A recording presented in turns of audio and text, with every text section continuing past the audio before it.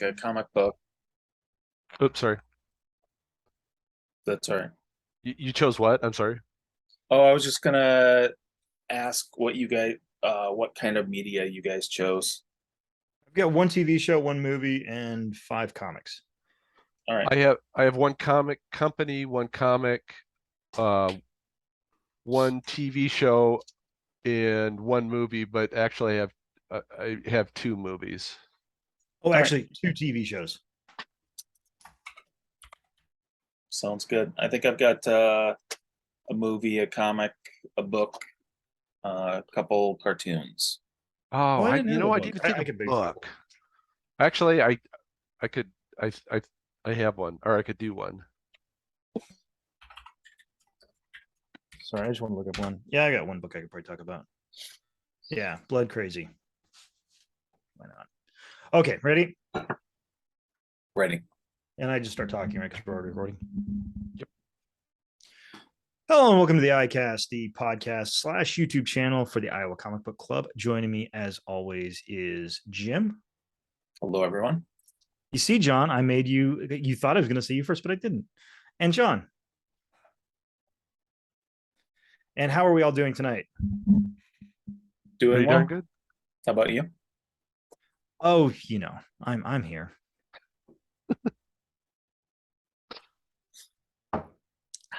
That being said, What are you drinking tonight? tonight we are actually drinking what used to be in this bottle here, Four Roses Single Barrel. Nice. So tonight we're going to talk about sort of underrated stuff. We've got some movies, some TV shows, some comics, maybe even a book for you nerds that still read books. But I think since we are the Iowa Comic Book Club, I think maybe we should start off with comics. And I think it's probably best to keep this kind of free form. So, John, why don't you start off? What's a comic or two that you think is kind of underrated, doesn't get the love it deserves? The first one I had is Danger Unlimited. It's by John Byrne, written, drawn, the whole caboodle. It was an imprint from or with Dark Horse. He Frank Miller.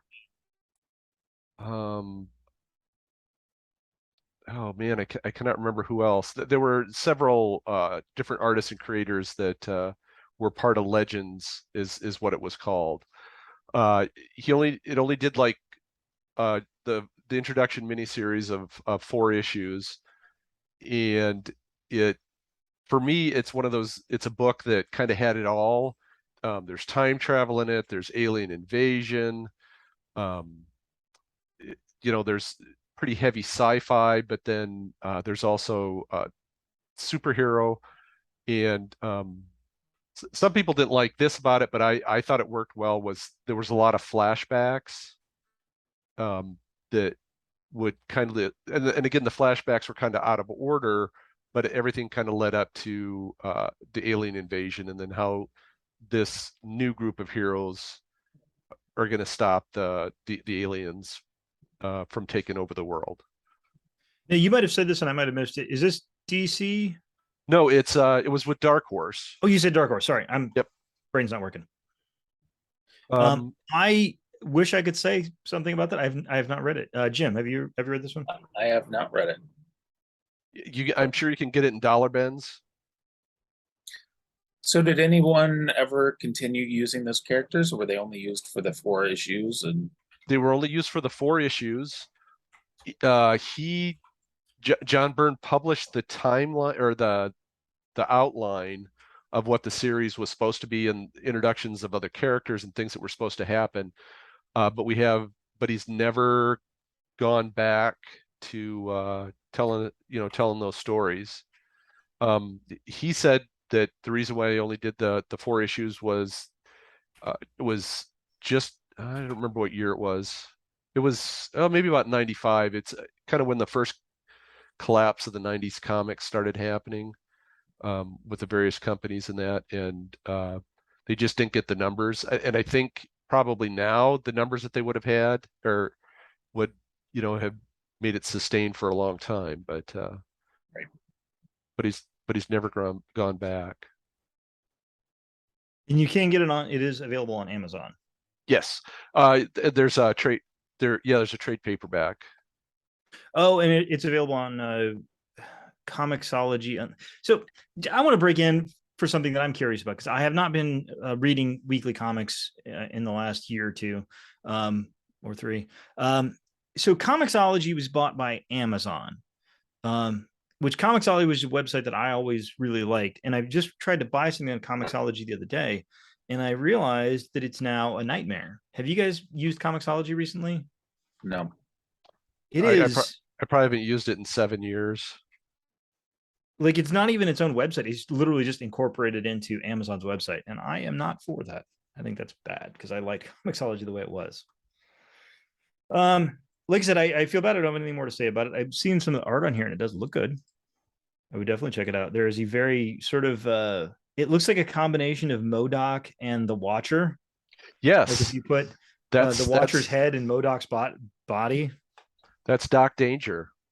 And I do have a little story about Doc Danger. I had written to John Byrne and asked what happened to the lower part of his body as he mutated, and he told this story that while he was at university, there was he was in a large auditorium style classroom, and he saw this person walking down the row of chairs on his hands, going from chair to chair, and his lower half of his body was just small and spindly, but he had these huge biceps and everything, but that's how he walked, was on his hands. And he said that was the inspiration for the character design.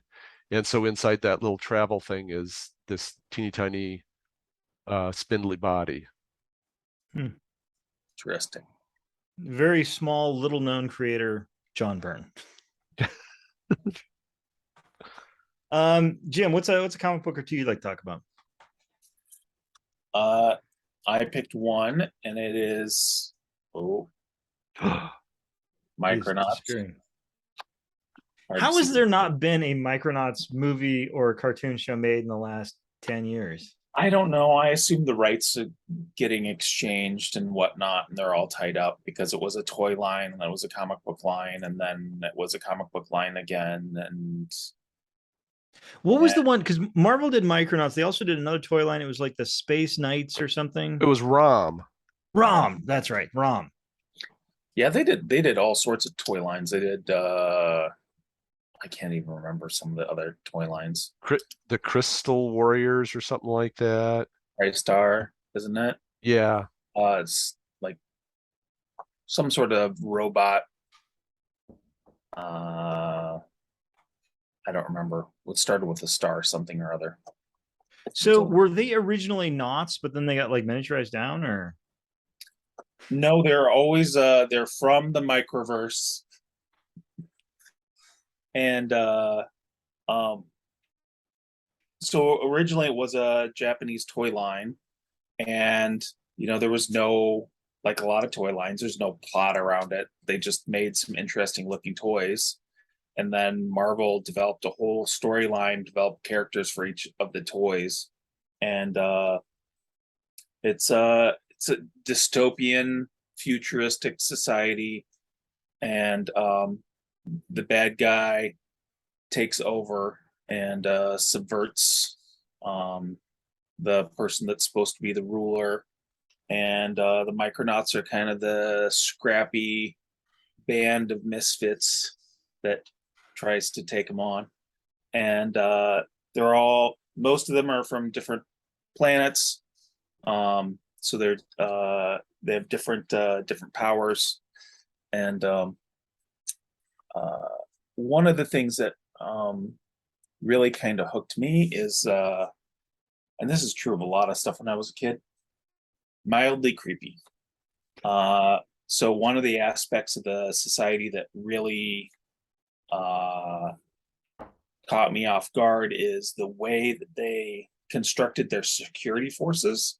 They called them dog soldiers. And what they did is, the way people earned money is they gambled. And if you lost a body part. and then the government would stitch the body parts together into these Frankenstein security guards. Really, only slightly less humane than Wall Street. Right. So yeah, I think it's was a great toy line. I did not get very many of them. I was kind of on the tail end of their financial viability, but I always loved the comics. You know, I kind of, when I started reading the comics, it was the very end of the series, and so I kind of read the end of the series, the follow-up series, and then later I went back and reread the whole thing. Did they ever get a cartoon? No. No. Really? That's so surprising to me because I mean, I didn't read this comic, I'll admit, but I mean, this comic, I believe, had a lot of goodwill. I think there was a lot of people that were reading it. It was fairly well thought of. And the idea that it never got a comic or any kind of a reboot. Oh, one thing I wanted to ask about this. So this is Marvel Comics. Did any Marvel characters ever cross over into it? Yes, so they actually had several crossovers. They had a crossover pretty early on with Man Thing. They had a crossover with I don't know, the Captain Universe. It was actually the first appearance of Captain Universe. I think they had a couple crossovers with the Fantastic Four. Do you remember that, John? Yeah, that, and because they kind of shoehorned them into I think it was the microverse or wherever the character Psycho Man's from. I think that was called the microverse. That's the guy with a little control box. Right. So is this taking place just in the microverse, or is this taking place in like the future of the Marvel universe? It's happening in the microverse, and then sometimes they cross over to Earth. Which I did not find those stories where they crossed over to be very satisfying. I preferred the stories just to stay in the microverse. But and did they cross over with Rom at all? I do not remember them crossing over with Rom at all. Yeah, I don't remember that either. It does seem like maybe there was a small X-Men crossover, but I can't remember. But, well, that period. Well, see, I remember there was a ROM. There's a ROM X-Men crossover. Yeah. If there was ever a bunch of ROM comics, would they call it a Rama? I bet they would. You're welcome. No, I didn't. John, what did you think about the Micronauts? I loved it. I think the first issue I had was issue 7. And then it was pretty spotty after that. And then probably, I think it was after I got married or whatever, and eBay, I was able to, get the full run of it. But yeah, it's really good stuff. I mean, it's almost like they let the writer kind of do whatever they wanted to. It didn't seem like it was heavily, edited because it had to fit in with stuff or be a certain way. And again, that makes me think of Rom. Rom was that same way, is that, it was just great creative stuff. And it was a universe that somebody really could play in and do what they wanted to, because it was all new territory. Well, it's funny, probably the reasoning behind that was like, they were like, we're advertising a toy line, so as long as you make them look big and heroic, do whatever. And plus, they didn't really have to worry too much about Marvel creative, because there's not, I mean, while it's crossing over with Marvel stuff sometimes, it's clearly not really playing in that same pool for the most part. So it's like, as long as you're selling X number of issues per month, they probably don't really, Marvel editorial probably doesn't much what they're, which is funny, because that would lead you to, something that could be really, really great, or something that could be terrible, because you could obviously have a writer in there who's just like, then they fight this guy and then they win and who cares? Or you could have somebody that's like really interested in it and just kind of spread his creative wings. So one of the things that I think is interesting is, I don't remember exactly the timing, but I'm pretty sure the comic book series outlasted the toy series by 4 or 5 years. I'm sure if it was still selling the issues, they were probably going to keep printing it. Actually, so I'm going to move on to one of the books I want to talk about, and it sort of has a similar thing. So this is one of the books that came out and really turned me on to smaller series inside, the larger universes, and that's Superior Foes of Spider-Man, which I thought was just sort of genius because there's this big event going on with Superior Spider-Man where Dr. Octopus became Spider-Man. Don't ask, it was a thing. And so, as often happens with big events in the major universes, it has to have a bunch of companion books going along with it. And in this case, why names escaping me. Nick Spencer and Steve Lieber did this book that was basically like a comedy version of the Sinister Six, because they were sort of reforming the Sinister Six, except it was none of the big members. It was just sort of Boomerang and Beetle and Speed Demon and Shocker and Overdrive and all these other sort of at best C-list villains that have decided they're going to be the new Sinister Six. And their sort of trials and tribulations trying to be taken seriously by literally anyone in the sort of villain pool. And it's just really cool. It was very kind of crisp writing, very fun, spiky dialogue, just a lot of fun. And it's sort of interesting how a book can kind of get lost in the crowd where, there's all this stuff going on with Spider-Man at that time, and they can just kind of write this little book about these little misfits just being kind of substandard criminals. And kind of nobody's really paying attention. They just kind of do whatever they want. So I really enjoyed that book a lot. Did you guys read that one? No, I have a question. Wasn't the Beetle in the original Thunderbolts? Yeah, so this is the new Beetle, Uh-huh. and she is the daughter of one of the big Spider-Man / Daredevil villains, Tombstone, I think, maybe. Yeah, I think maybe you're right. So when did this come out? Well, like I said, this came out concurrently with the Superior Spider-Man.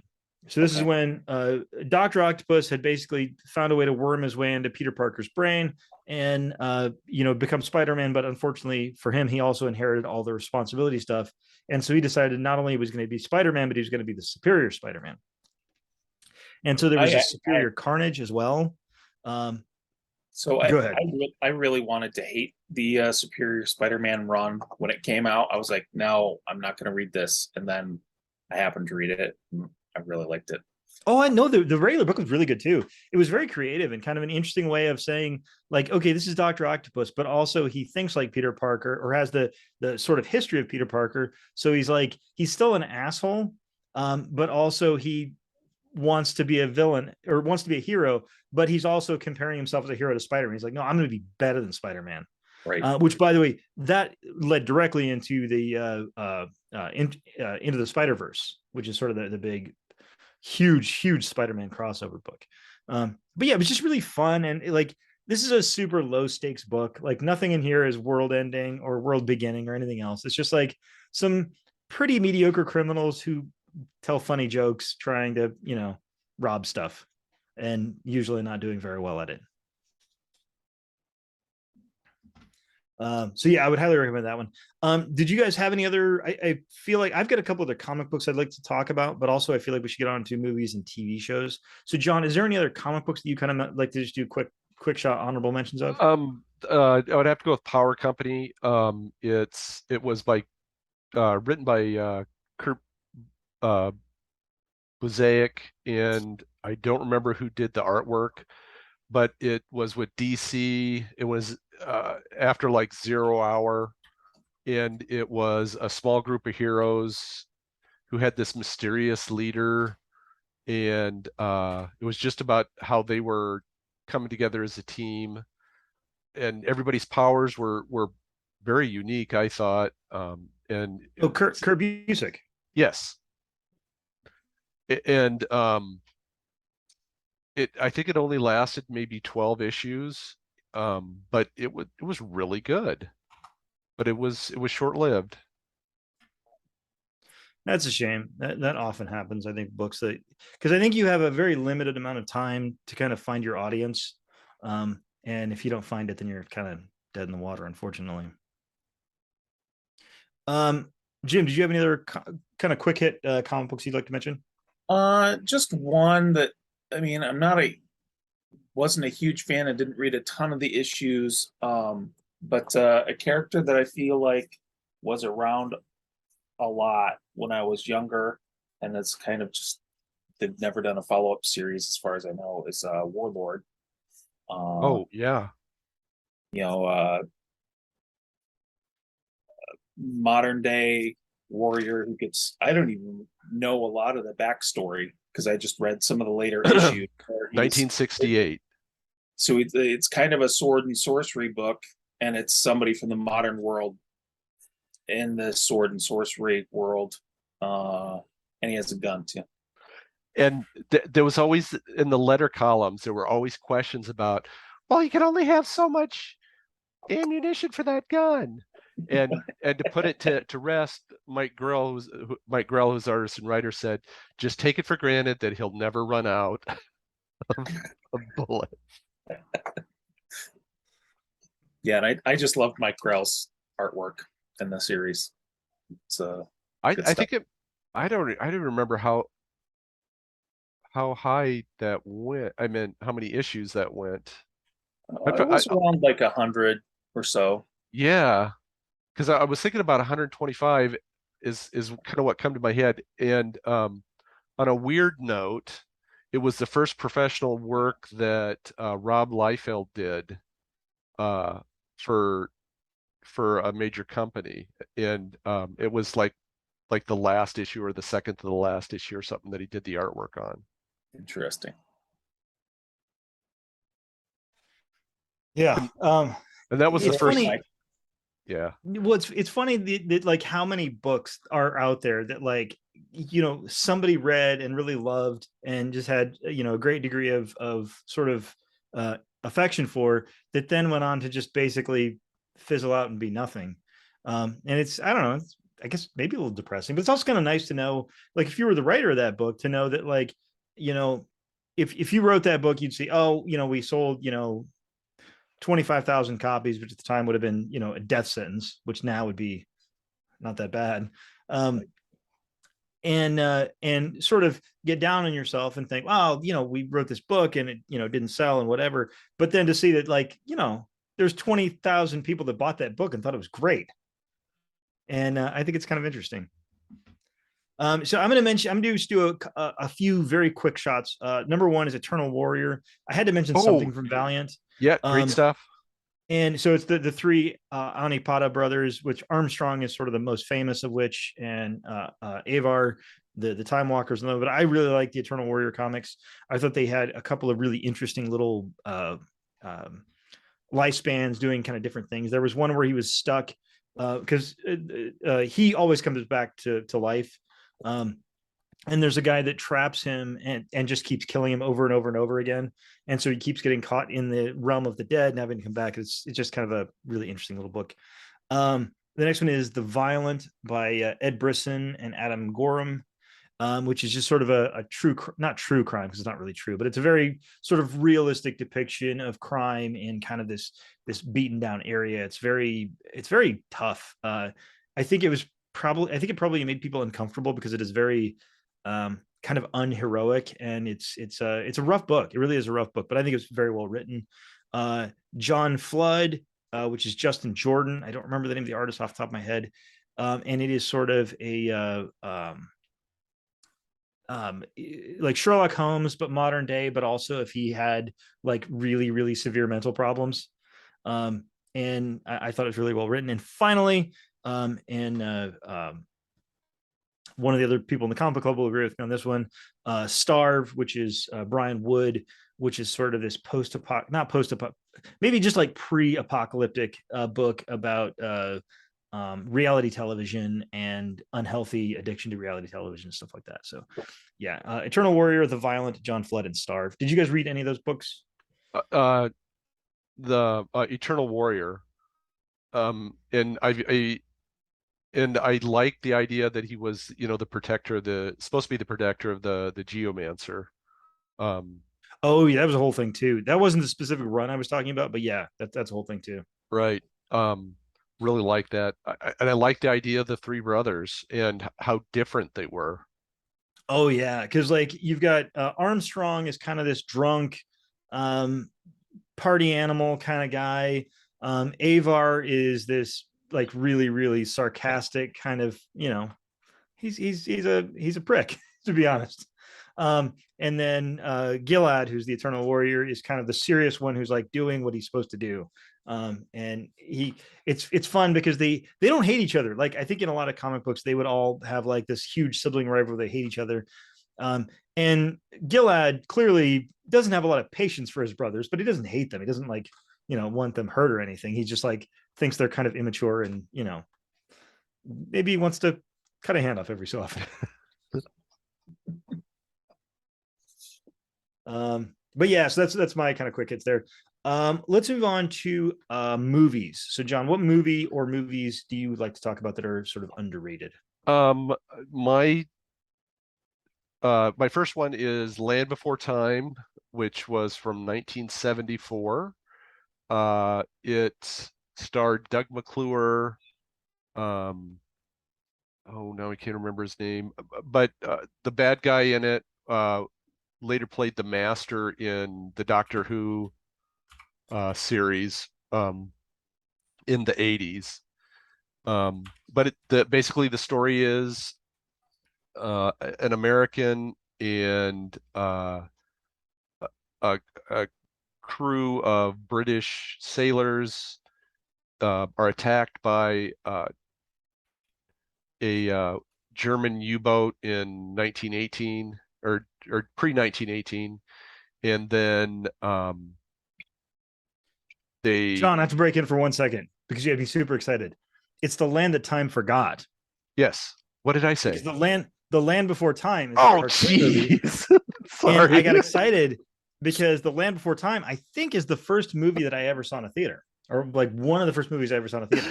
Oh my goodness, I can't believe I said The animated dinosaurs. that. Yeah. Yes. That's why I was like, oh, we're going to talk about them. And then you were talking about Doug McClure. And I was like, okay, that's cool. But There's no U-boats in that movie. there's no U-boats. And, Very few Nazis in that movie.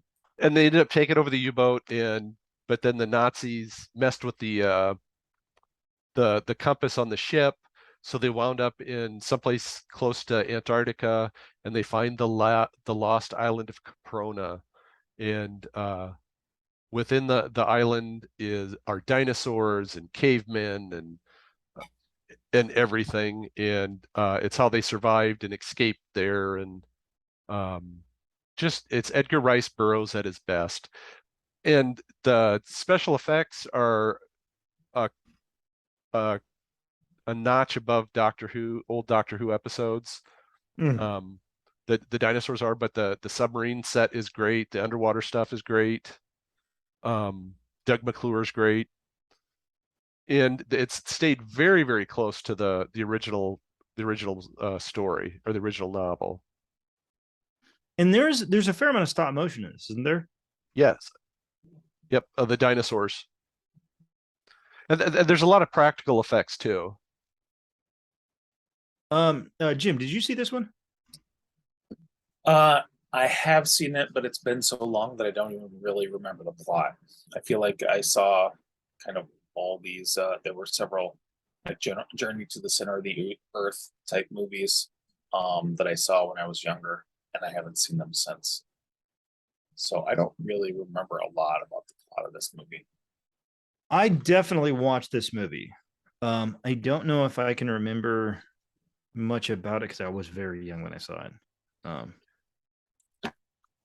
Yeah, But I was trying to check to see who did the actual stop motion on it, and I can't figure it out. I can't find it. And there was a follow-up film which I didn't think was as good, and that starred Patrick Wayne and Sarah Douglas. And Sarah Douglas was the one that later played Ursa in Superman 2. And she was also the evil queen in Conan the Destroyer movie. Is Patrick Wayne John Wayne's son? Yes. Or I should say Marion Morrison's son? Yes.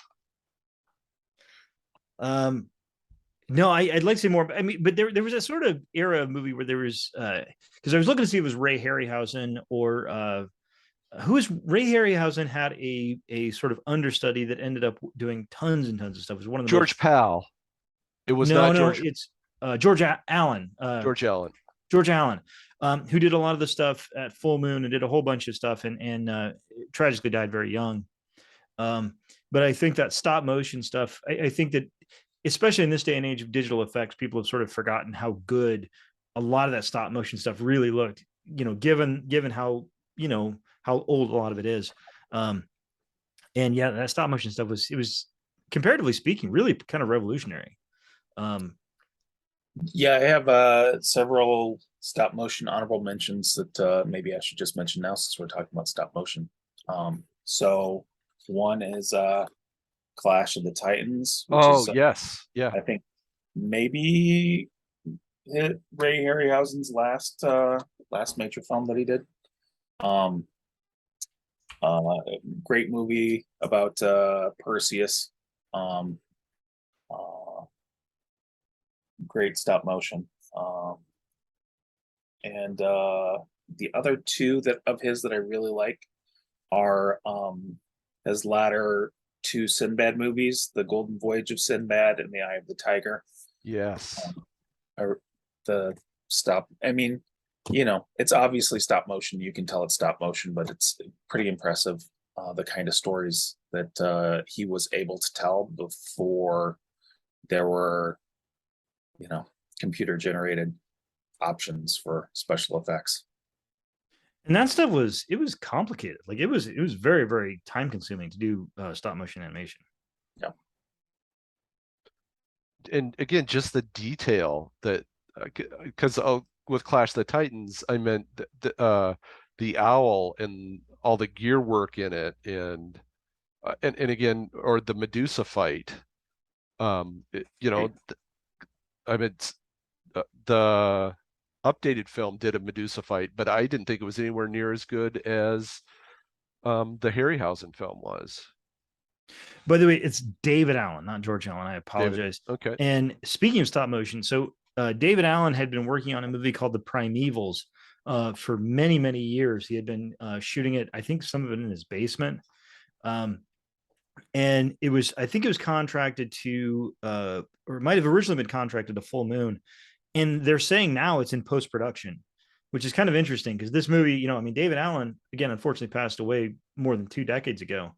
But The Primevals was supposed to be his coda, or not, well, obviously didn't his coda, but I think his sort of masterpiece of stop motion. And apparently, a lot of that stuff has been in the can again for 25 years.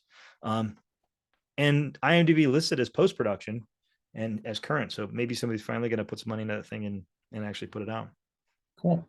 Did you have any other stop motions you want to talk about, Jim? No, those were my top ones. I will say one of the famous ones, Jason and the Argonauts, is not one of my favorite stop motion movies. It's probably one of his most famous works. I much prefer the two later Sinbad movies and the Clash of the Titans. If you're gonna check out some stop motion,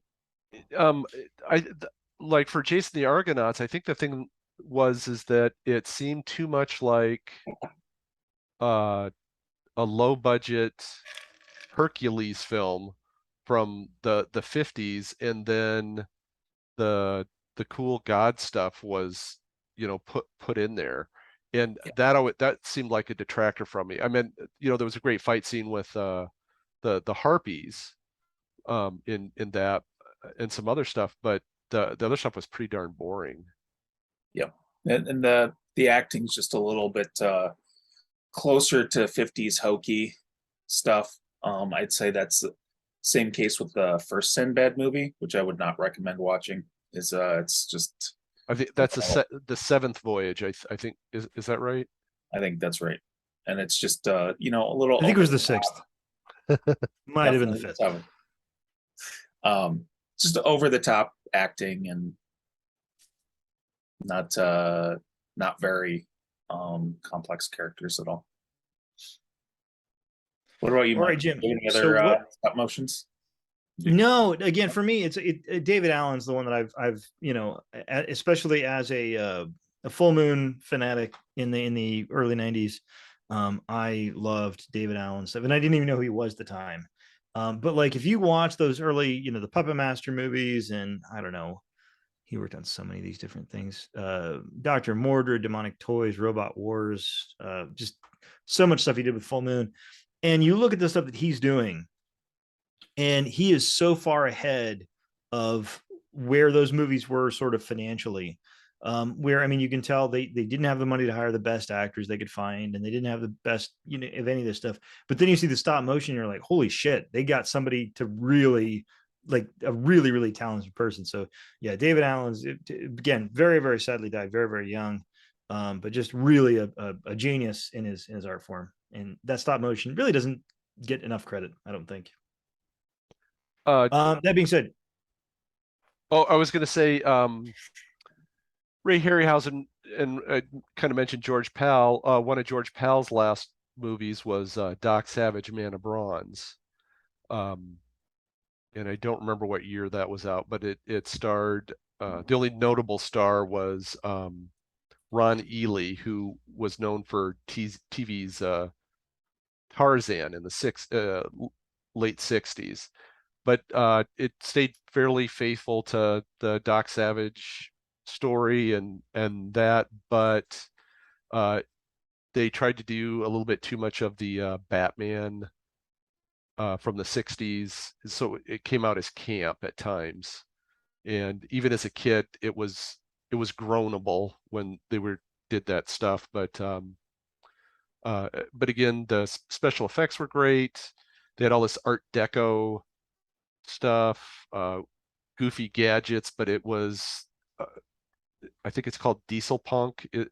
Is that no, that's Atomic Punk. So I think it's Diesel Punk type devices and cars and ships and stuff like that, which was pretty interesting. But that was my other, kind of honorable mention after that. But George Pal reminded me of that. all right. So Jim, what is your underrated movie? So, my underrated movie is Logan's Run. It's a mid 1970s science fiction film. Really no super notable actors. It starred Michael York and Richard Jordan, who you'd probably recognize, but they're not huge stars. Farrah Fawcett was in it. Oh, that's right. Forgot about that. And it's a utopia that turns out to not be a utopia. So It never is it? everyone walks around, they have a gym in their hand, and when they reach a certain age, the gym changes colors and they have a big celebration and everyone recognizes them and they ascend. But ascending actually means they die. And so everyone in the society lives until they're like 30 or 35, and then they're put to death. But most everyone in the society doesn't know. And so they're relatively happy. They go, there's a lot of resources and they go and do fun things. The main character is a law enforcement character. He's called the Sandman, and his job is to chase down people that run when their gyms change. And he ends up deciding to run when his gym changes, and the rest of the plot ensues. It's a pretty good chase film. It's interesting to have it's a nice setup of the utopia to dystopia dynamic in the film, and it's just overall interesting, and it's one that you just don't really see on cable or on streaming very often. So I thought I'd mention. I don't know. I think it was MGM that did that, and so I don't know if it's on TMC every once in a while or not. I don't know. Mike, have you seen this John, one? have you seen this one? Yes. You should talk about. I'm going to look something up while you're talking about that relates. The some of the key things that I remember is that he was first forced to be a runner because they were trying to, whoever ran the city, the computers that ran the city, were looking for this mythical place called oh, no, I don't even remember what it was called. I want to say Haven, but that's not what it was. It was something like that, though. And I had so forgotten about that they wanted him to be a double agent. he, but then as he moved along, he realized that it was a lie, and that behind and underneath the city was a lot of terrible stuff. And so he ends up defeating the powers that be. So it's a great story about the kind of redemption, and then also the one man against the system. Just you can actually buy this on Amazon. And by the way, I'm not sure if this was MGM, but I don't know if people are aware. Relatively recently, Amazon has bought MGM, so MGM is a part of Amazon now. But you can actually buy this on Amazon streaming for $5. So not bad. You can rent it for $2.99, buy for $4.99. Yeah, it's a pretty good deal actually. It's definitely rewatchable. So I have not seen this movie, but I will say something, and this really triggers something that I've been thinking a lot about lately, and that is this movie has a great poster, like a really really cool poster. And as somebody who's a big fan of horror movies, I remember all the great movie posters from the 1980s, and we have some really crappy movie posters now. And I don't think it's a nostalgia thing. I think it is just a legitimate thing where studios have really just gotten lazy with their posters. And it's just like, let's put, the space heads of, and that's the poster. And it's really lazy. And you look at posters like Logan's Run, and look at basically any crappy horror movie from the 1980s that had a poster that was, drawn by a genius. Where probably today the original art for that poster would probably cost more than it took to make the movie. And I think that's a real shame. I think that's a real loss of we don't have cool posters anymore, and we should, because it's like, just pay an artist, because like artists I'm sure love doing these things, but I think they're just not willing to pay them the money, which is a shame. When you talk about that, because some of the most classic posters I can think of for movies were the Boris or yeah, Boris starts with a V, Vandalus or something like that. Doesn't ring a bell. Oh man, yeah, he did a lot of sword and sorcery stuff. Just Boris art. Vallejo. I thought you were talking about a movie. No, Yeah, cover. Boris Vallejo. Vallejo. Yeah, when I think about that the Death Dealer series. Great posters or great artwork for things like that. And it makes me think too of comic books is the covers now are really pretty bland. It's just usually a pinup shot. Maybe that's about it. Maybe they wouldn't be so bland if they didn't make 100 of them. Just saying. Incentive covers. Yeah. But yeah, no, I remember so many of those, like walking through the horror section of the video store in 1992 or whatever, and just seeing all these covers where you're like, oh my god, that looks amazing, and it's like, oh, that looks amazing. Right. Now the movies probably weren't very good, but the posters sure sold the hell out of them. And yeah, especially you look at somebody posted on Twitter the poster for Spider-Man No Way Home, which is a movie that I liked quite a bit.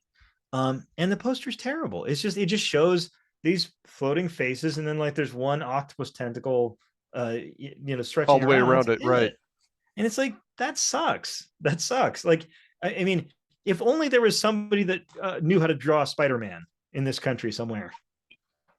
And yeah, I've been thinking about that a lot, because it just seems like we've kind of lost out on the cool posters. And Logan's Run definitely has a cool poster. It's very like, I feel like it's a poster you want to look. It actually looks a little bit kind of like Steranko-ish a little bit. Yeah. And like, I feel like it's something you want to like look at. You have to like like parse it. You know, it's not easily, you know, because there's different things happening in different sections, and it's just like, that's really cool. And why can't we do that anymore? But that's my particular rant. That being said, Jim, do you have anything else to say on Logan's Run? Nope, that's it. John, Again, you know, messing up my focus. for $5, watch it. Oh yeah, absolutely. So I'm going to keep us in the sci-fi genre. So this is a movie where there's an original and there's a remake, and never has there been a bigger gap. And Jim will disagree with me on this, and it's all right, we can disagree. Between an original movie, which was, in my mind, one of, if not the worst comic book films ever made. No, not that one. Not that one. Or One of the worst comic book films ever made. Followed up with a remake that is, in my mind, in the top 5 best comic book films ever made. And that is one judge whose name is Dredd. Judge Dredd with Sylvester Stallone in the 90s is I would call it an abysmal film. A film that I have a very difficult time watching, a film that doesn't make any sense, a film where the person literally does not wear the thing that he is known for wearing. It's codpiece. I mean, it would literally be like if you made a Spider-Man movie where he wore the Spider-Man costume for 5 minutes and then didn't for the next hour and 30 minutes. It is infuriating.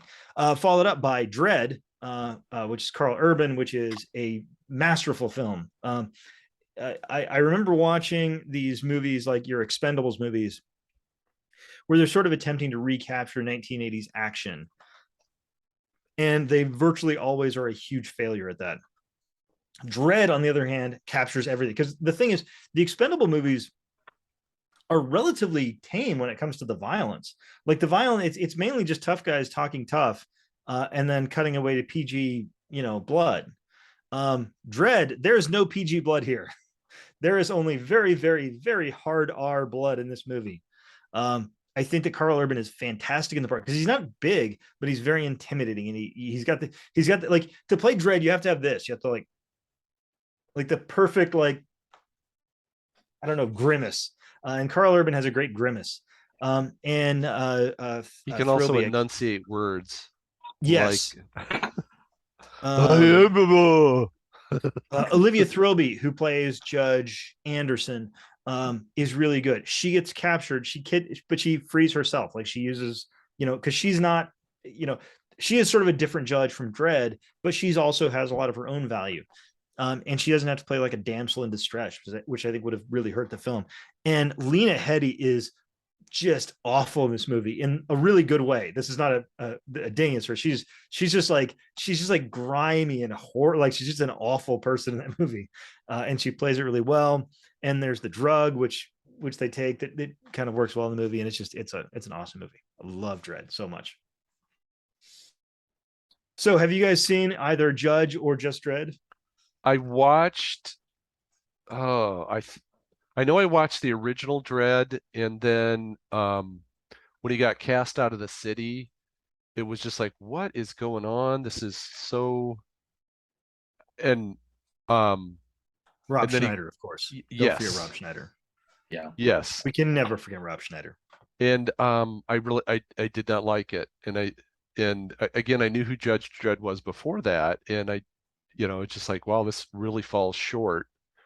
Then I saw the one with Carl Urban, and it was just, yeah, it was I thought it was really great. And when you talk about dystopian films, great example.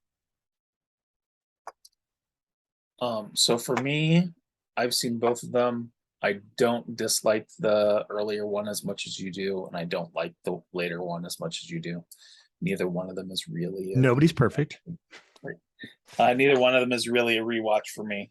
I will say the original Judge Dredd film, there's some people that were involved in it that must have been really, really disappointed with the end product, because you can see some of the scenes and the visuals that are set up that somebody put some real care into the movie. I think you're absolutely right about that. I think there was definitely some people on that crew that really, really loved the source material, and we're really trying to create something, and then the director, and let's face it, mainly the lead actor, we're just like, no, we're not going to do that. Yeah, Because how can you cover Sylvester Stallone's beautiful face? So I'm specifically thinking like some of the scenes with Max von Sydow, like going into being expelled from the city. I don't know, I thought the robot had a pretty interesting design, but the robot's not the star of the movie. So Armand Asante was chewing all the scenery in that movie. The part where he's like, the law. It's just so ridiculous. Like, I feel like that every time he stood that line, the director was like, no, more. Say it like you are a cartoon character of a cartoon character. So I was sure when you said the sequel better than the original that you were going to talk about Blade Runner. And I just happened to have my ancient VCR tape of Blade Runner, which, by the way, I looked at it, I'm like, oh my God, in 1992, I paid $10 for this? That's that wouldn't like be nothing. Fortune. Is that the one that still has the voiceover? Yes, which, by the way, I'm going to put a plug in. I tell this to everyone that I know when we're talking about movies. I really like the original theatrical cut with the voiceover. I think the director's cut where they take the voiceover out, I understand why he feels like it was interference by the movie company, but sometimes they're right. It's Ridley Scott, right? Yeah. So I just think the movie drags without the voiceover. So I don't dislike the original Blade Runner. I do think Blade Runner 2049 is better, but I don't dislike the original Blade Runner necessarily. And I do prefer it without the voiceover. But like Rutger Hauer in that movie is just unreal, like just unreal. And the idea that the Tears in the Rain was an improvised line is insane, because it's so perfect and it's like so moving. And yeah, I mean, honestly, I think that movie would drop like half a letter grade without that line. Like, that one line does so much in that movie. So no, I don't dislike. I do think 2040, because 2049 is just, I mean, honestly, one of the most beautiful films I've ever seen. Like, it's a gorgeous film. And I think I shared this with you before, Mike, is that it was a week later and I was still thinking about that film almost every day after the week after I saw it. And I don't even remember the last time that I'd experienced that or felt that way about it. And yeah, I mean, it was, visually, the story, everything. And that's the movie that I think will be remembered, is the moment where Ana de Armas decided to just take over the world and is now in every single movie ever. Which is fine. I think she's a great actress, but like, she's just like, went all over the place. Okay, so now we move on to TV or books.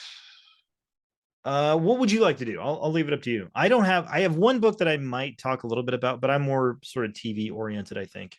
Okay, I'll do TV. Yeah.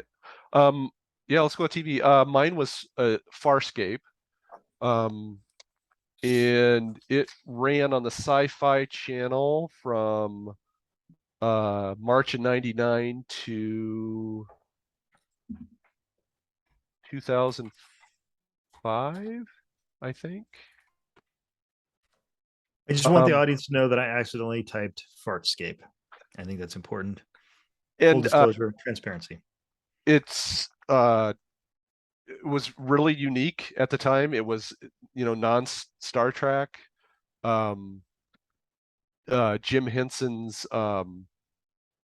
Creature Shop did all the creature design and ship design and everything like that. And it's about an astronaut who falls through a wormhole, winds up in, you're not sure if it's another galaxy or our galaxy, and he falls in with a band of prisoners, and they're all on a giant living spaceship.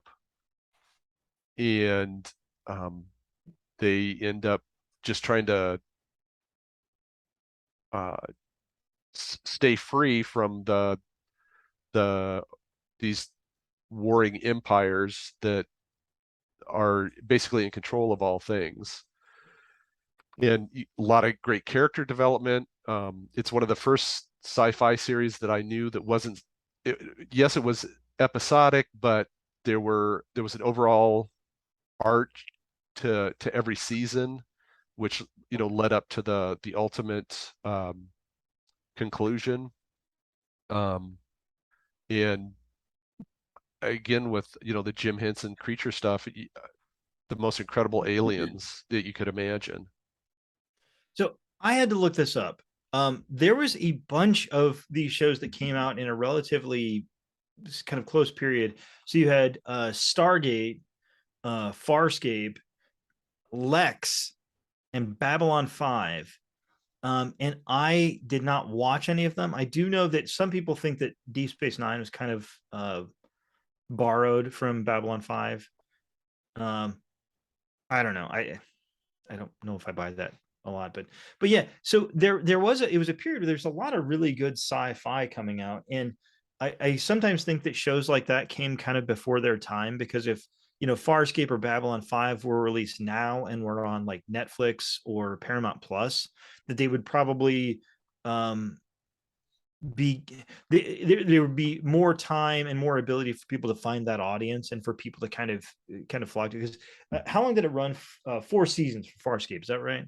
Right, and then Which it isn't got bad. no, it got canceled, but it ended on a cliffhanger, and there was enough fan participation in that found producers, and they ended up doing a big 2-hour movie a couple of Oh, okay. years later. Kind of like what happened with Firefly. Except that movie wasn't very good. I'll be the one to say it. Man, we could probably talk about Firefly for 2 hours.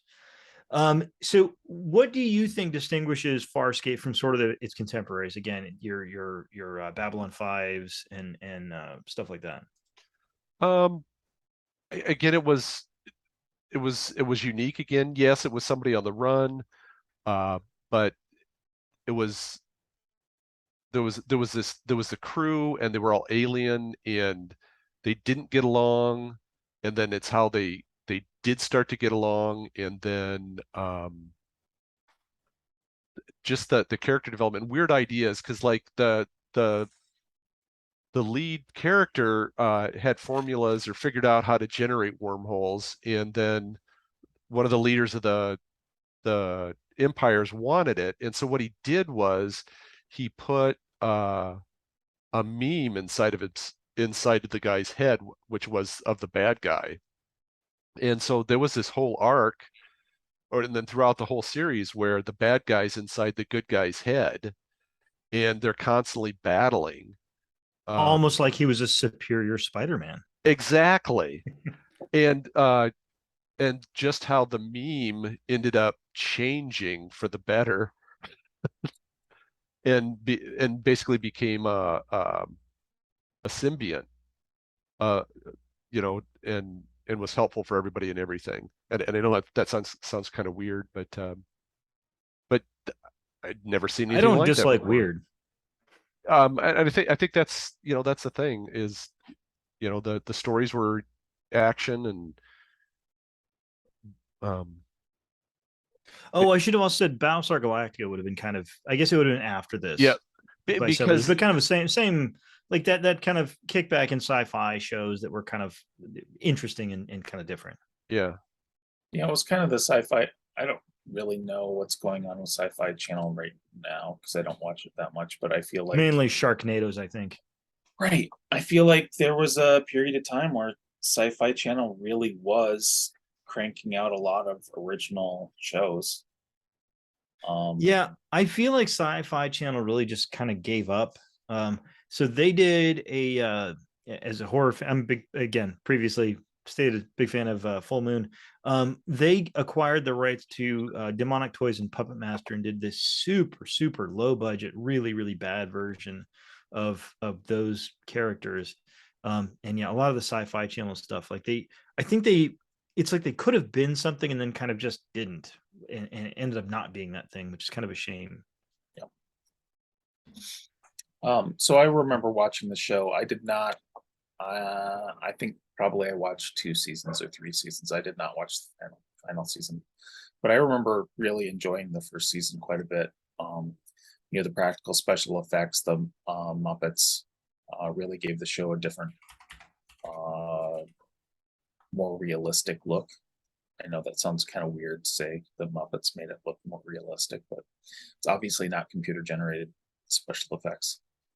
I don't think that's weird at all to say, because I'll tell you what, looking at the Yoda that was in Empire Strikes Back versus the Yoda that was in the prequels, the Yoda in Empire Strikes Back looks better. It just looks better. Well, it doesn't fall off the uncanny Valley. Uncanny Valley, where the puppet, didn't or doesn't, because yeah. It's I don't know, it's frustrating.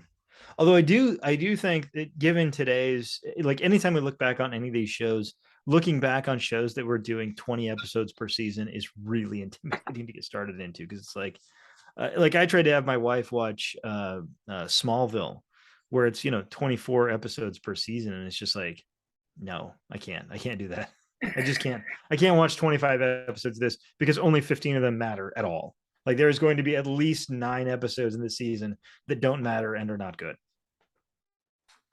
I completely understand. There are some shows that I've tried to go back and watch because at the time I just didn't watch them, like Lost, and I really loved the first season of Lost, and then it just felt like a chore. Jim,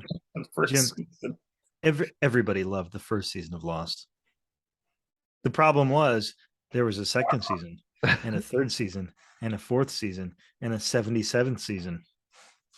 I could say I never watched it. I don't know why. Everyone always talked about it. You're gonna be fine. Don't worry about it. You're fine. When you talk about all the episodes, it's a lot of people keep recommending oh god, now I can't remember what it is. It's about those two brothers that fight supernatural stuff. Supernatural. Oh, Supernatural. No, you can't. Even if it's good, I'm not. Even if that was the best show in the world, I still wouldn't watch it. It's like what, 14 seasons, 15 seasons, and 25 episodes per season? No, that's insane. So I hate to confess this, but I kind of feel this way about the Battlestar Galactica reboot in the early 2000s. I know tons of people loved it, and I watched a few episodes and I thought it was all right, but I just couldn't get into it. You know, it's funny. I've never finished it. I like it. I enjoy it. I'm in favor of it, but I've never finished it. I never watched it. Good. You guys aren't making me feel bad. I actually there was a spin-off series.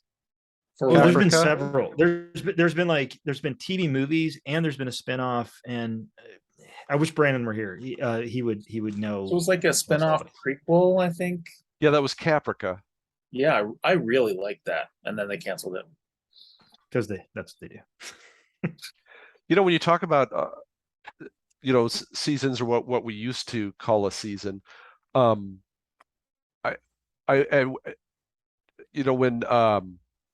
Strange New Worlds ended, the first season, I was kind of upset because of how few episodes there were. But I can honestly say that I didn't think there was a clinker in any of them, and I was okay with. I think there's 10 episodes. I'm okay with that. By the way, by the time this comes out, the first episode of Lower Decks will be out, which is also a great series. Yes, it is. Yeah, Strange New Worlds was really good. The last episode was super good. It's sort of, I'm not going to spoil anything about it, but it's sort of redoing an episode of the original series, kind of.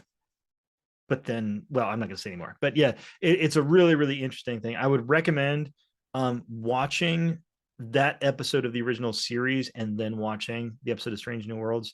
I think that cast is super charming. It's a really fun show. I have suffered through some of the stuff that Star Trek has done the past few years. Probably most so with the latest season of Picard, which that was tough to get through. That was oh boy. That is a 2-episode arc of Next Generation that they stretched out into 10 episodes. And yeah, didn't like it. But yeah, Strange New Worlds and Lower Decks is just great. If we could put that as a show, I don't think it's underrated though. I think everybody kind of likes Lower Decks, so I can't really say Lower Decks is underrated because everybody likes it. But if people didn't like it, they'd be wrong for not liking it. So keep liking it, I guess. Continue. All right, Jim, what is a TV show you'd like to talk about? You know what I'm gonna say. Does it involve thighs? It is Thundar Thighs. Thundar the Barbarian. Just a fantastic early 80s cartoon. Really had no business being on Saturday morning cartoons. I mean, I can't believe that they convinced anybody to make it. It's set far in the future. Earth has had tremendous natural disasters. You can see above me. The moon got broken in half, and it caused tremendous earthquakes and tidal waves, and it destroyed civilization. And 2,000 years later, their Earth is reborn. There you go. A world of super science and sorcery.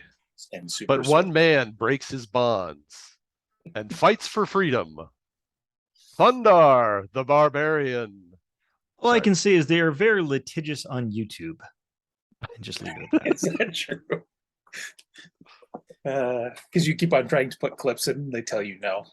I'm surprised. So full disclosure. So I have my own YouTube channel, and Jim appears on the YouTube channel very, very often. And we talk about this type of things. We did a very, very long running series about 80s cartoons. And there were several of those where I would put in clips from Thundar the Barbarian, and they would always get taken down unless I cut them down to like less than 5 seconds. Which is shocking to me. Like, who owns the rights? I mean, you guys talk Thundar because you guys know it better. I'm going to look this up because I've thought about this before, and I will have an answer for you in a moment. So you guys talk Thundar and Thundar Thighs. So one interesting tidbit about Thundar is a lot of the character designs for the villains and secondary characters. Some of the set designs were done by Jack Kirby. And if you watch the show with that in mind, you can definitely see the Kirby influence. Again, like a lot of things that I was saying earlier, from my childhood, it's creepy. I mean, it's not super creepy, but for a Saturday morning cartoon, it's creepy. The thought of a show where it's kind of a barbarian show, and wizards, but it's also, like John said, there's super science. So there's kind of leftover science from society that's 2,000 years old, and some of the wizards that are into magic are also into mining for old technology, and they're out to oppress the poor people that are scattered throughout this apocalyptic world. And Thundar and his friends come in and save the day. Okay, so it seems to me this is actually kind of confusing. So it's Ruby Spears. Do you guys remember Ruby Spears? Yes, they were they started out with Hanna-Barbera as creators, writers, directors, and producers, and then they spun off and did their own thing. Okay, so interestingly enough, who are they list 2 very, very big cartoons as their first big successors, or excuse me, and it's Space Ghost and the Herculoids. It's kind of their first 2 big ones. Wow. It seems like now it's split up, it looks like. So the company went defunct in 1996. And the successors are either Warner Brothers Animation or possibly NBC Universal.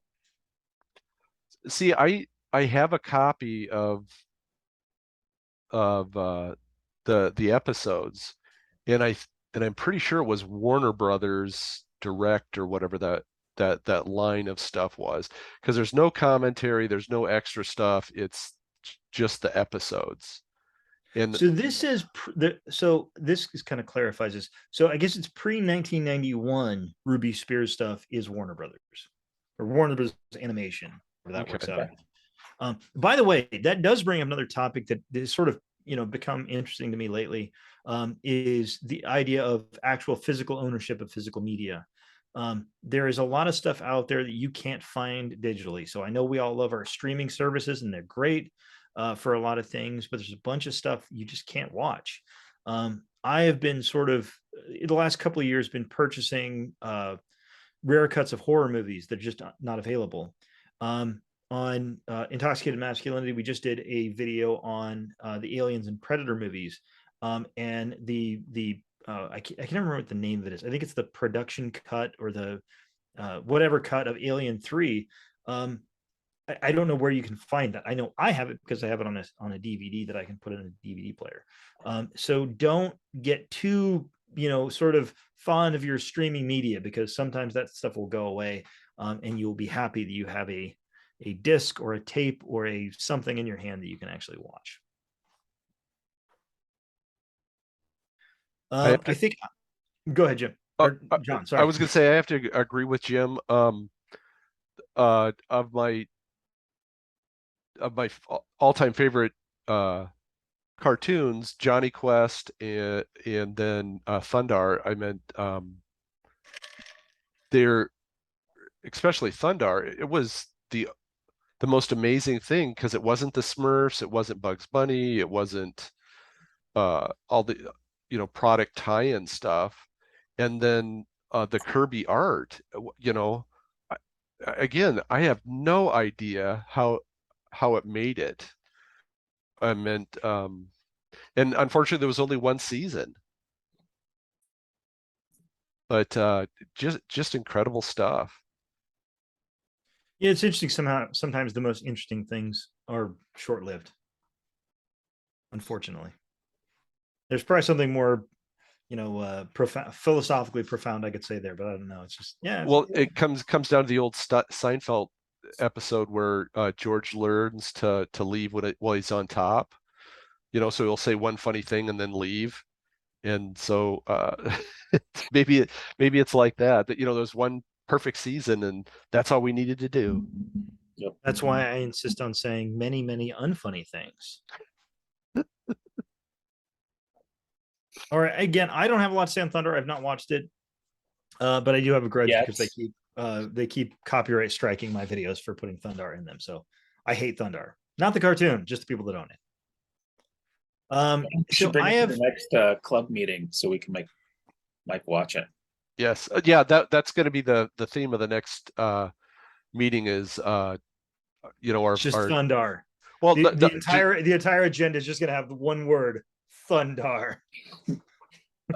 Just old cartoons or shows that that we love too and broad. Appreciated. Just Thundar. Item 1, Thundar. There is no item 2. So I am going to go a little outside. Well, I don't know if this is outside the box or not. I have two shows I want to talk about, and I'll do them kind of briefly. The first one is, so there's this really interesting period of HBO history where they had started developing kind of what do they call it now? There's a word for it, and it's escaping my brain at the moment. Television that is sort of elevated, good TV shows, your Sopranos, Sex and the City, Larry Sanders Show, these kind of things. And Deadwood would be kind of in that same vein, where they had been starting off, and it's before they had sort of developed the confidence to let shows find their audience. So shows like Sopranos and Sex and the City were just very successful relatively quickly. And several of the other shows they started up, to include Deadwood and the show that I'm going to talk about, were not successful right away and were therefore canceled fairly early on in their process. So Deadwood, for example, got, I think, two and a half seasons, something like that. And the show that I love, which is Carnival, which is a great show, essentially got, I think, one season. Or was it two? I'm going to double check that. But it is this show that basically takes place. There's this drifter guy who's played by Nick Stahl, who joins a carnival and is traveling around. And Clancy Brown, who is, just needs no introduction. Clancy Brown is amazing. He is on a film that Jim and I both agree is amazing, Highlander. Clancy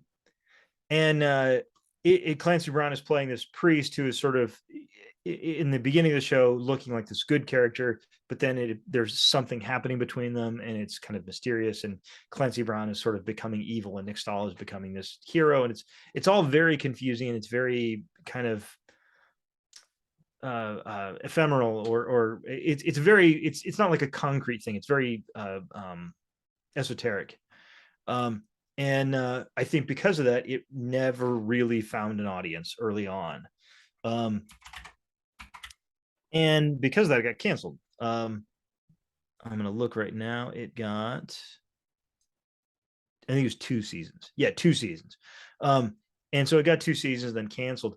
The problem was literally the last frame of the last episode of season 2 is Nick Stahl and Clancy Brown finally, after 2 seasons, 24 episodes of leading up to these 2 people finally having their meeting, because literally they've never met. And it was canceled. The last frame is literally them walking across the field towards each other, and there's this huge tension of what's going to happen, what's going to happen, and the answer was nothing because it was canceled. And man, that always bugs me because it was such a good show, such a great show. Did you guys watch that one? Am I speaking Greek? No, I have never had HBO, so that was what I missed. Did that come out about the same time when American Horror Story started? No, it would have been before. This is like 2003. This is like early days of The Sopranos. Okay. Well, actually, one of the American Horror Story was later, wasn't it? Yeah. Crazy. I would say that was within the past 6-7 years. I'm thinking. Well, American Horror Story, I've got a lot to say. That I could do my own episode on that. In fact, Brandon and I did our own episode on that, ranking our favorite seasons of American Horror Story. But it's one of those things. It was so frustrating because it was really interesting, and I feel like today that show would have been given a 3rd season, and I feel like it would have picked up an audience, and people would have started to get it.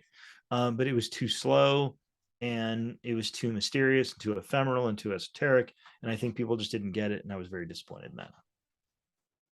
You've talked me into it. I'm going to check it out. So this is the weird thing about that is, like, do you recommend that show knowing that you are going to watch 2 seasons, get to a cliffhanger, and then there will be nothing else? I think so, because kind of like John was saying earlier, like sometimes you're better off, I think, with being left hanging. And so again, I think on that account, it's a great show, but it will disappoint you because you will not get any answers. I think it's better than going on until everyone's sick of it, or going on until everyone's, last season of Game of Thrones. Like, you got a new one of those. Would have been better off just not watching the last season. Well, I'll say this: I would certainly recommend Carnival over Lost, because at least it'll get your no answers in 24 episodes and not 110 or however many they got. Right. The other one I wanted to mention real quickly, and this we kind of breeze past, but it's a show that I sort of was introduced to by some friends of mine. My dad also kind of liked this show, and that is Sledgehammer. Sledgehammer is a show that's forgotten by everyone. Comedy. It's like one of the early parody shows. Oh, I love that show. Yeah, Sledgehammer's great. He's awesome. And it's a show that I never see people talking about. I think it's kind of just a mostly forgotten comedy show from the early 80s, and I think it's great. So I think maybe part of it getting forgotten is it seems like, if I remember right, it was back to back with Max Headroom, and Max Headroom was such a phenomenon that I feel like Sledgehammer was that on like a Thursday night or something like that. Something. I couldn't tell you. Unfortunately, it was fun. It was it was a cop that is way too close to his gun, which has no relevance to today. Imagine. I should say the name of the lead actor because he was so fantastic in it. David Rash, who's been in a million other things. He's kind of a character actor. He's just been in tons of stuff, but he's so much fun in that. He's just like, because he's a moron, like he's an idiot. Like the guy's an absolute idiot, and he just is always screwing up and sleeping with his gun. I'd forgotten about that. Because I think I remember trying to find that one a while back, and it kept coming back to my search, the TV show Hunter. Do you remember that one? Vaguely. Kind of. Is that the same lead actor? No, but they look a lot alike. Oh, okay. By the way, we were talking Star Trek a little bit earlier. Brent Spiner, TV's Data, has a tiny blink and you'll miss it part in one episode of Sledgehammer, which we talked about that on. I can't remember which episode we talked about that on, but anyway, we talked about that on one of the episodes in over on the other channel. He had a recurring part in Night Court. He could have. He very much him and his family were from like Arkansas or something like that. Oh, you mean Brent Spiner? I think you were talking about David Rash from Sledgehammer. Oh, no, Brent Spiner, totally. They were just like these poor people that always came in with these ridiculous stories about like, I don't know, eating paste or books or like, I don't know. Like, and he was like, man, we didn't even know what to do then. It's just, I don't know. It's very undata. Yeah, it was just a lot of fun show. Trying to think if there's anything else on this one. No. Okay, so why don't we move on? John, do you have a book you'd like to bring up? Because you know, some nerds are still reading books like they're nerds. Right. A classic for me that probably most people haven't heard of. It's called The City at World's End, and that's by Edmund Hamilton. Edmund Hamilton might be known by some people from the golden age of science fiction, and then later he worked for DC Comics and was one of the fathers of the Legion of Superheroes, believe it or not. But the book takes place in the early 50s, and it's a small town, someplace in the Midwest, and there's a army or a military. No, it's not military. A government run laboratory, and all of a sudden one day everybody's doing their thing. All the sirens go off. You know, the drop and cover sirens go off, and there's a huge flash of light, and the next thing they know is that the town is now in the middle of like hilly, or not even hilly, but prairie land. And so they try to figure out what's going on, and then come to find out they've been displaced in time almost 1 billion years. And it's first about how they try to survive on an Earth with kind of a dying sun, and then what happened to the human race, and life outside and beyond the Earth.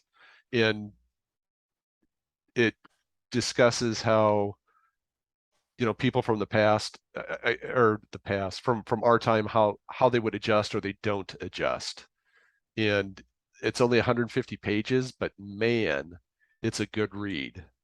And I've probably read it 3 or 4 times, probably in the past 10, 15 years. So it's good enough to return to.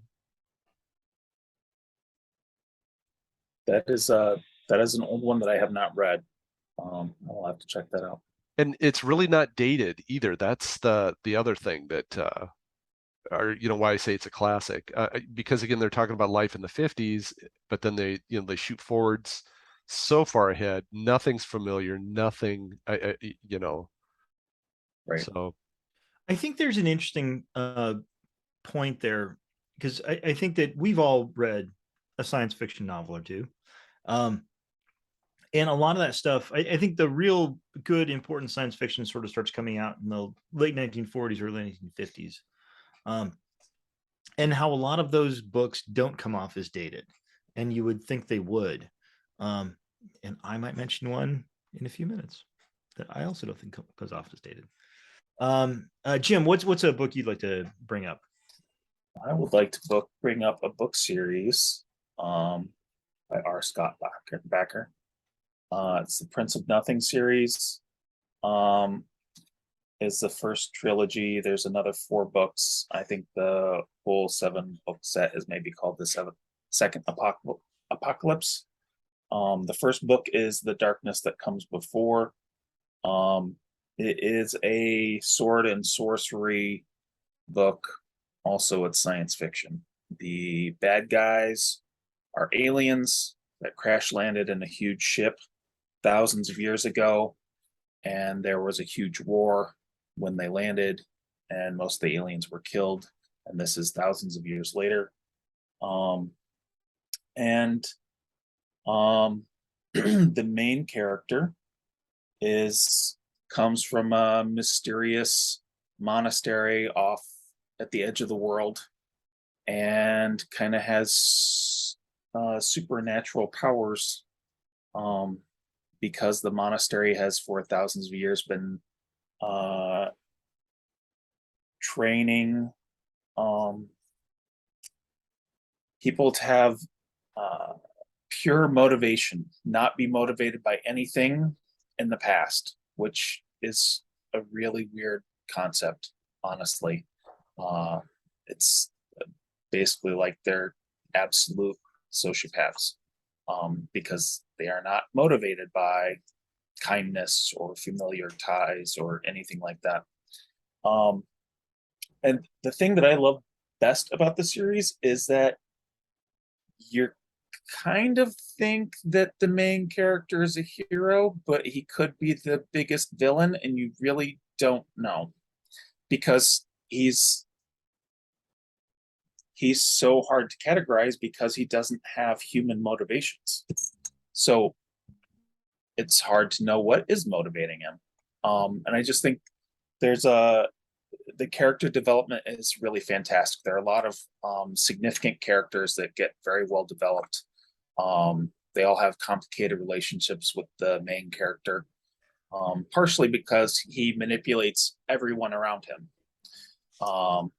So a little bit, it has a feel of like Dune, but instead of seeing the future, the main character can manipulate people very easily because he sees what motivates everyone. I just think it's very interesting. I will say that it seems like there's some negative commentary about the book because it's set in a very harsh environment, and there's slavery and women are not treated well. I think that's part of the fictional world that was created. I don't think it's because the author is promoting that. So that just You don't think the author is actually in favor of slavery, right, or treating women poorly or any of that? Yeah. You read the Ender series, right? I believe I read the first Ender book. I did not read the whole series. Because the last, there's 3 books after it that dealing with Ender, and being that he's not a warrior anymore, basically tries to help and fix people. I guess that's the best way to put it. But that's one of his abilities, is to see the true motivations of everybody, and then he's able to manipulate them or change them. And again, it's for the better. But now when you mention that, is that, wait a minute, he's kind of a monster, really. Well, so I've read Ender's Game and Speaker for the Dead, which I loved both those books when I first read them. And then I learned more about Orson Scott Card. Yes. Boy, Google him. He's a lot. And it really does. And this is a huge discussion. I think much too big for this one little thing, but like sort of art versus artist kind of a thing, where I won't read any more Orson Scott Card books. I do think that Ender's Game is a very good book. I think The Speaker for the Dead is maybe a better book. But I'm not going to read it again because I find him to be just such a kind of a reprehensible person. And I won't. But again, I don't want to get into that because that's a huge discussion, which I think is kind of multi-layered and very difficult, and is certainly case by case. But yes, I thought Speaker for the Dead was a fascinating book, and I think a really interesting. And they have speakers for the dead, like in real life, you can find them. Like there's people that will come and speak for the dead. But man, Orson Scott Card, I wish he wasn't such a god awful person. No, I kind of like that. I like books that make you, well, media in general. I like media that makes you kind of think and makes you ask questions, because I think that's just, we should always be asking questions. And Yeah, make you feel a little uncomfortable. Yeah, Absolutely. so I will say that one of the things that I really like about this series is the author has a background in philosophy, and there's a lot of philosophy that's woven into the book. There's also a lot of theological questions that are woven into the book. So it's worth the read. And you said there's 7 books in the series? Yes. But I think the first book is excellent, and you know, if you pick up the first book and it's not for you, then you don't have to worry about reading 7 books. And if you love it, then you'll love that there are 7 books. Okay, so I'm going to break the rules because I get to break the rules. No one can stop me except for John. He could just edit this out. So, but I don't think he's going to. Edit, take one. I'm going to mention 4 books, but I'm going to mention them very quickly. The first one is Blood Crazy by Simon Clark. As a horror fan, I just think it's a great little zombie book. It's just really bare bones, very much just like they're on the run for zombies, and there's like, it's a bunch of teenagers, and they don't particularly get along, and I like stories that have sort of been pared down to their main elements, to where it's just like, no, this is the important stuff, everything else, who cares, we don't care. Is it a novella? No, it's a novel. It's a novel. Okay. It's not very long. I think it's I just had it. If you people watching could see how many tabs I currently have open in Google in Chrome right now, you would understand why I can't find the particular tab. But it's Simon Clark. It's really good. It's just real bare bones zombie horror, and does that very well, and doesn't really color outside the lines, but that's fine sometimes. The other one, so the next 2 are ones that were recommended by my co-hosts on my other channel, one of which is Brandon, who recommended This Is How You Lose the Time War, which was really interesting. I don't know, Jim, would you call it it's a sci-fi book, right? Oh, it's absolutely a sci-fi book. It's just it really kind of has I would say, like a Victorian setup to it, where it's a series of love letters back and forth between 2 opponents in this time war, and just a beautiful book. It is entirely not what you were expecting. No, like it is entirely not, you are not expecting this book. I mean, honestly, when I first started reading it, I read the first chapter or letter. I listened to an audio, and I was like, wait a minute, this is the whole book is going to be, sort of written this way. And I thought it was fascinating, and it was really just a really good book. I don't know about the deeper philosophical implications of it, except for, kind of getting to know your opponent, and knowing your opponent, you sort of have to appreciate their humanity and all that. Really good book, How to Lose the Time War. And I had it up. I was going to tell you who the authors were. so I was also going to suggest listening to it. I did not read it. I listened to it, and I feel like Amal El Motar and Max Gladstone, authors. So yeah, I just feel like if really good. If you read it, it might lose something. Yeah, the Audible presentation is very good. Yeah. The other one was represented. I can't talk today. The other one was suggested by one of my other co-hosts, which is Jim, and that is The City in the City, which is it China Mayville? Is that I right? don't know. I don't know how to say his name. Um, yeah. it's a really fascinating book. And I've sort of always I've struggled with it since I read it to sort of decode what I think the author is saying. Um, which every time I'm in that position, I feel like that's the right position to be in. Um, if I walk out of a book asking myself questions, then it was probably a good book. Because bad books, I don't. My only question is, why did I do that?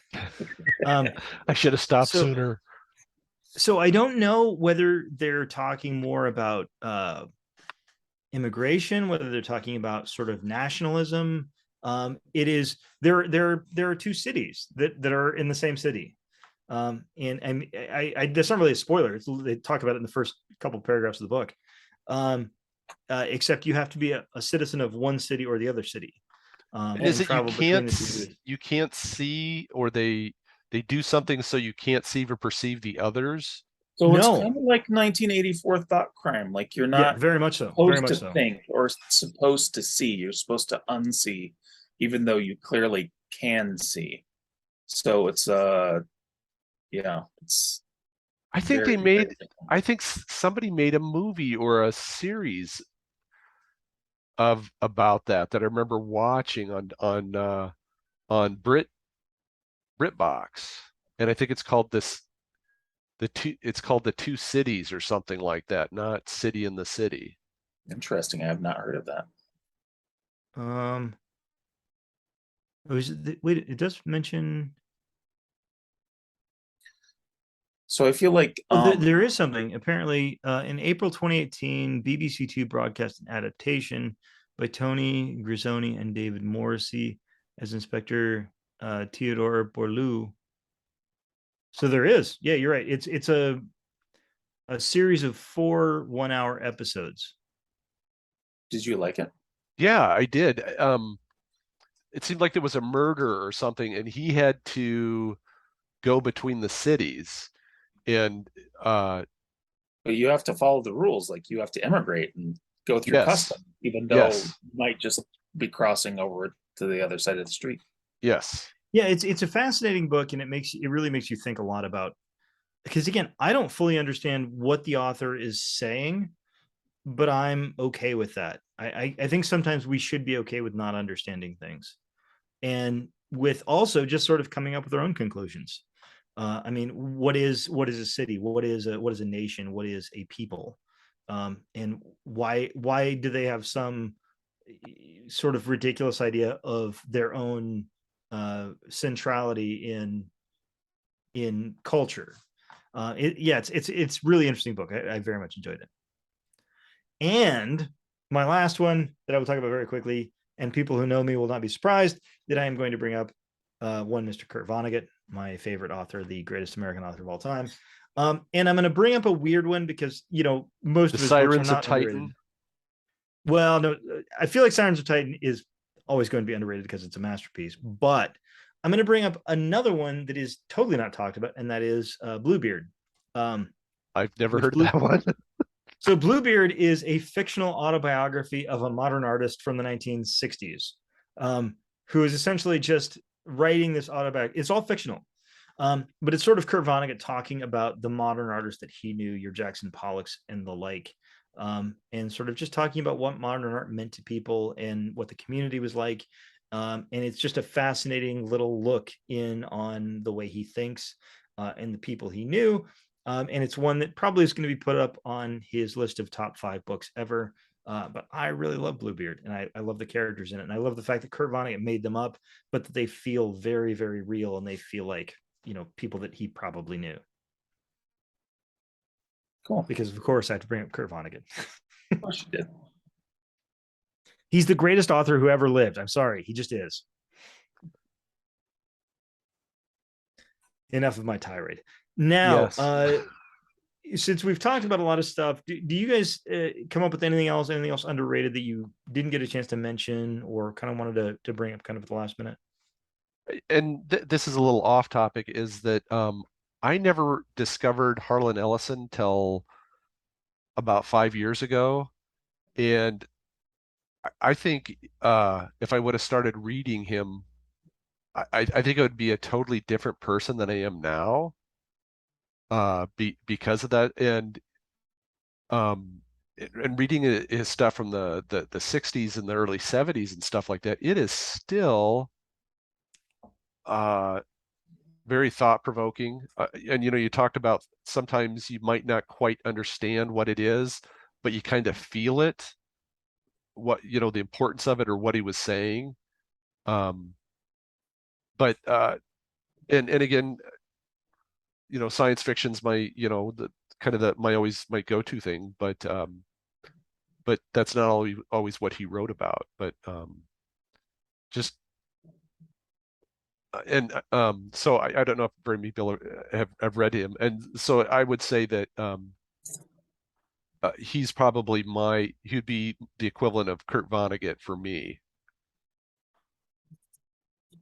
Well, I think it's I don't know. There's that period of authors where I think there's a lot of authors that people know their names, but maybe they haven't gotten, I don't know, the wide stream acclaim. The one that always gets me is oh God, I Am Legend. Oh,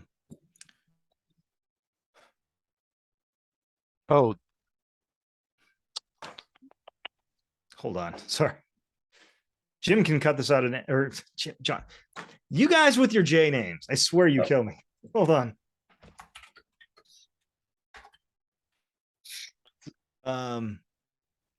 Richard Matheson. So I think it really shows you, because so we're comic book fans, which is a niche. It is a niche. But what it shows you is that sometimes niche genre type stuff is really able to tackle things in an interesting way. Because I feel like what Richard Matheson did in horror is sort of the same thing that people like Harlan Ellison and Kurt Vonnegut and Philip Dick and all these other people were doing in science fiction, where they're writing horror story, where he's writing a horror story, but he's talking about bigger and more interesting things in a very kind of subtle way. And that's why I think that those, what's sort of now referred to as genre filmmaking is really able to do a lot of that stuff. It is able to do things that sort of mainstream culture can't really quite get a handle on.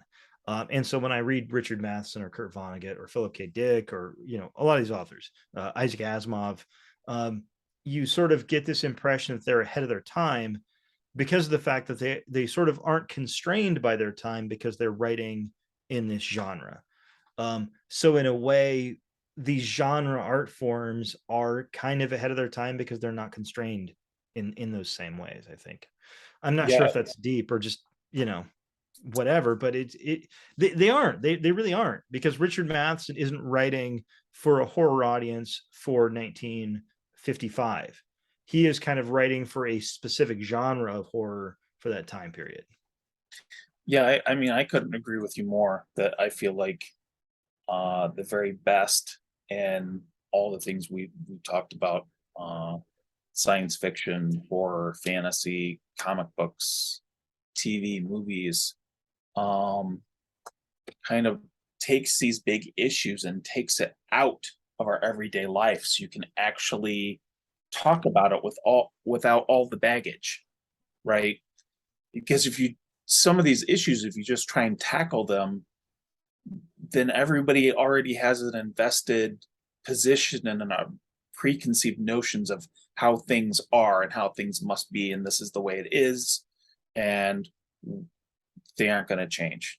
And when science fiction and fantasy are done well, you really can tackle those issues. I think science fiction often does a much better job than fantasy. I think a lot of times fantasy is just done for fantasy and for entertainment, not tackling issues. But science fiction and a lot of times horror as well.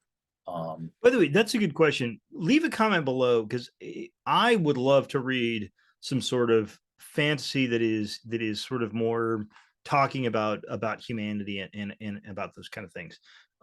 And I don't know a lot of that. I'm not saying it's not out there because I'm ignorant of it. But I mean, please there's talk below about what you think is good.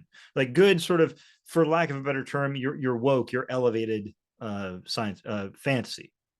So And I will say the book series that I plugged, the Prince of Nothing series, I think falls into that category, but I think it's kind of the exception. So you brought up Philip K. Dick, and I was going to mention his work. I think it's challenging to read, not as enjoyable as some authors, just because it's challenging, I think. But he's very influential. I mean, a ton of his stuff has been turned into movies and TV shows. But he's not someone that you really often run into who people say, "Oh yeah, I've read several of his books," right? So I think he's somebody worth checking out. I've read quite a few of his books. I feel like his short stories are more. I'm not a huge short story fan, but I feel like his short stories are a little bit more accessible than his novels. You know A what? Oh, lot of them seem to deal with memory and how real things are, uh, depending on how real your memory is. John, you go ahead, and then I wanted to bring up one last thing.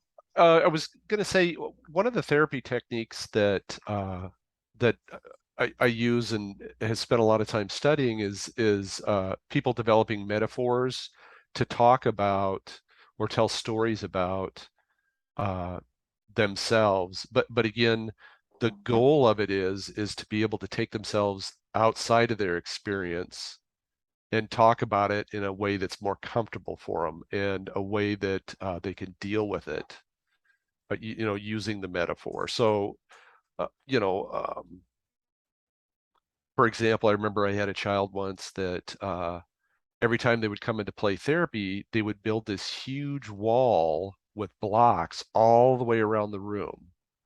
And then as the sessions progressed, the wall got smaller and smaller. And then finally we got to the point where there was no wall around the house. So I don't know exactly what the wall meant. I mean, I have some ideas and stuff like that. The child wasn't able to explain that to me, but it was healing for the child, for whatever they were doing. And they were telling me, you know, what was going on in their lives and stuff like that. I just had a small inkling of it. But again, kind of what I'm saying is that that's the power of the metaphor and the story, you know, that they use in science fiction. They talk about these hard things in a different way, so we don't have those preconceived notions, so we don't put our perceptions on it. It's fresh and new, and we can come to different conclusions or better conclusions or to whatever's going on because of that. So I was going to say that's again, that's what makes it so powerful. Well, I think what that brings to mind for me is if you go back to the sort of surf times, the one person that could talk to the king was the jester, because the jester didn't have any actual power. They weren't angling for position. They were just the one that told the jokes. And so they could say things that other people couldn't say because they were saying it in a context that was different. Yeah. And the last thing I was going to bring up, as far as, and again, I don't know if this is underrated. It's certainly maybe not rated in properly. So for a group that I'm in, we recently did a rewatch of the films of one Mr. David Cronenberg, who is a singular director, and trying to sort of figure out what Cronenberg is trying to say in his movies is a real puzzle. I just watched Crimes of the Future, which is a challenging film, I think. And yeah, so I think it's when you see a film like that, or you read a book like that, or whatever, a lot of people have a tendency to be like, well, I didn't get it, I don't like it. It's like, just think about it. You don't have to like it. I'm not saying, hey, you need to like this, but just sort of roll it around in your head for a while and kind of, you know, think about it a little bit, because oftentimes I think with, again, as we've said, sci-fi, and I think horror actually does this a fair amount too. Maybe they're not saying one thing specifically or one thing clearly, but they're kind of putting across a feeling, or they're putting across an idea, and maybe that idea is helpful, or maybe it's not. Maybe you should throw it away. It's just sort of consider it. And I think that's important. And we've been talking for a long time. So maybe we should stop talking. Jim, do you have any final thoughts? Nope. I think I took some notes on some things that you guys suggested that I'm gonna have to check out. I think it's very interesting, with our age differences and media. With me being so much younger, you mean? Right. And some of it's just like timing. Like when you were even though we have some age difference, we're not hugely age different, but like when you were really reading comic books, I wasn't at all. And so I think it's really fascinating to have overlapping interests and also completely different consumption over the years. So it's a good conversation. Absolutely. I think small age differences can actually be, because we're not that far apart. But it's I mean, we're a little ways apart, but it's fine. Yeah, no, even really small age differences can make a difference. Like what you were watching, like when you stopped watching cartoons, when you started watching cartoons, when you started buying comics, when you started buying comics at a comic book store. It makes a big difference. John. I the span of the the the different authors, the different creators, and what stuck with us. I find that just really fascinating because the three of us have a lot of similar tastes in a lot of things, but the singular specific stuff, again, I think really defines us, as an individual, except for Thundar, which Mike, you've got to watch. Right. Listen to your elders.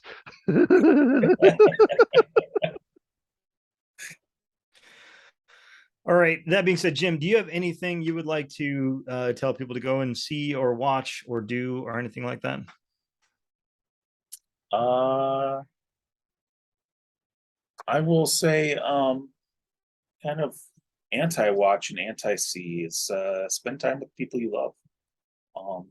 I had COVID over the summer. I was not terribly sick, but I was isolation for a long time and had rebound, and I feel like I lost my entire summer. And just don't take the time for granted. Just spend time with your people. And I will say over on my channel, Intoxicated Masculinity, I just came out with a video today on the pina colada. So if you'd like to figure out how to make the pina colada, I think it's a really good, fun, summery cocktail, even though we're sort of at the tail end of the summer. Been doing tiki cocktails most of this month. Also, Jim and Brandon and Kale and I were talking Aliens and Predator movies. And if you go over there, you can listen to me talk about why Alien 3 is one of the best Alien movies and everybody else is wrong. So just check over there, Intoxicated Masculinity. John, would you please tell us what is going on with the Iowa Comic Book Club? We're working up to the November 12th show, which is at Stony Creek Inn in Johnson. We're admissions free. We have 3 guests: Phil Hester, great Iowan, but also a great artist, worked on Swamp Thing, Brave New World. Is currently working on Black Terror for Dynamite Comics. We also have Rich Kozlowski. He worked on several things, from Archie to Sonic, but also to he's did a lot of work for Image, including Three Fingers, The King, Big Bad Wolf, and the 3 LPs. And he's going to be presenting or showing off his new graphic novel, which is going to be released the day before the show at our show. And our third guest is Eric Gapster. He is also does graphic novels, and currently has one out right now called Sorta Super, which is teen oriented. He's also friends with Phil, and they've worked together on several things, and he's from Eastern Iowa and is going to come in, and so we're really happy about that. I actually have one of Eric's pieces on my wall that he charged me not nearly enough for. So I would just like to say, no, he's a really, really good artist, very, very talented. And Phil's great, and he's also very snarky on Twitter, which is why we get along. That being said, I want to thank everybody for watching and spending your time with us. Please like, share, subscribe, comment below. Tell us what you think is something that is underrated, whether it be a comic book, a movie, a television show, a magazine, an advertisement, a gum wrapper, really anything that you think is underrated. And we thank you for watching, and have a good night.